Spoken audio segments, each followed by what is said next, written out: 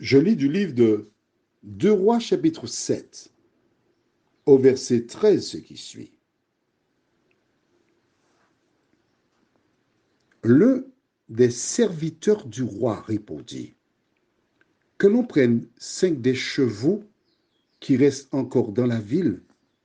Ils sont comme toute la multitude d'Israël qui y est restée.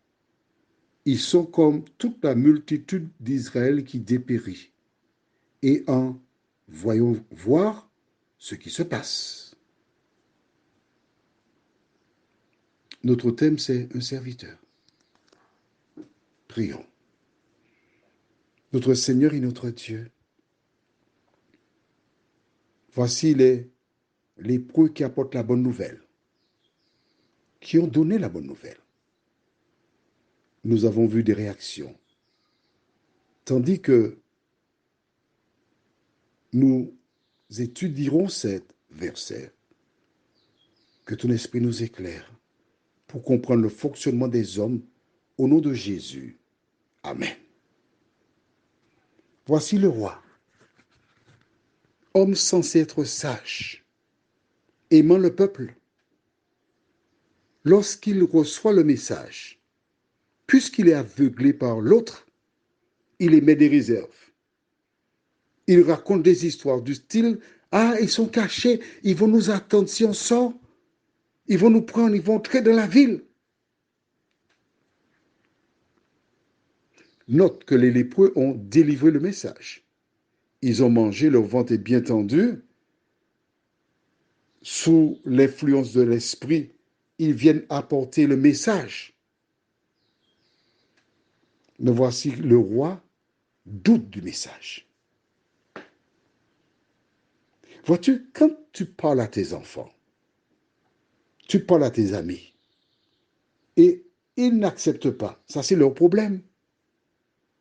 Dès que tu as fait ta part, laisse le reste aux soins de Dieu.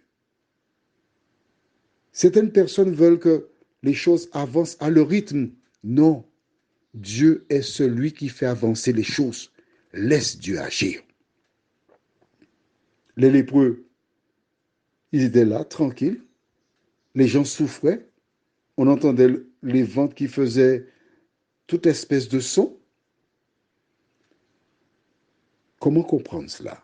Je voudrais à nouveau relire avec toi ce qu'on a vu tout à l'heure. Tu te rappelles? Mais si, dans 1 Corinthiens chapitre 1er, et on ne lira que le verset 28 et 29. Et Dieu a choisi les choses viles du monde et celles qu'on méprise, celles qui ne sont point, pour réduire à néant celles qui sont, afin que nulle chair ne se glorifie devant Dieu. Voilà pourquoi que l'Éternel a choisi 4 lépreux. Ils ont le choix entre accepter le message des lépreux ou mourir. Le roi semble porté pour mourir de faim.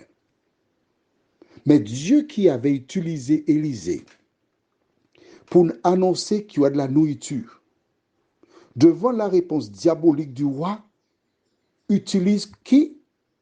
Pas un conseiller, pas un dignitaire. Alors au départ, on a vu les 4 lépreux. Maintenant, Dieu utilise un serviteur qui apporte un élément de réponse, une solution. Toi qui m'écoutes, tu es peut-être la technicienne ou le technicien de surface, le vigile, mais aussi longtemps que tu es sur cette terre, tu peux être un instrument que l'Éternel utilisera pour apporter la lumière dans l'entreprise ou dans le foyer ou dans le quartier, là où tu te trouves. Il y a certaines personnes qui ont une très pauvre image d'elles-mêmes, qui se dévalorisent. C'est l'ennemi qui veut de cela. Je te dis au nom de Jésus, aujourd'hui, que l'Éternel peut utiliser pour sa gloire. Prions. Seigneur, merci pour cette belle histoire. Nous voyons comment ces 4 lépreux ont fait leur part. Aide-nous, nous qui avons certaines informations, à faire notre part. Et alors si tu as des difficultés, un jour ça ira. Il faut vivre un jour à la fois.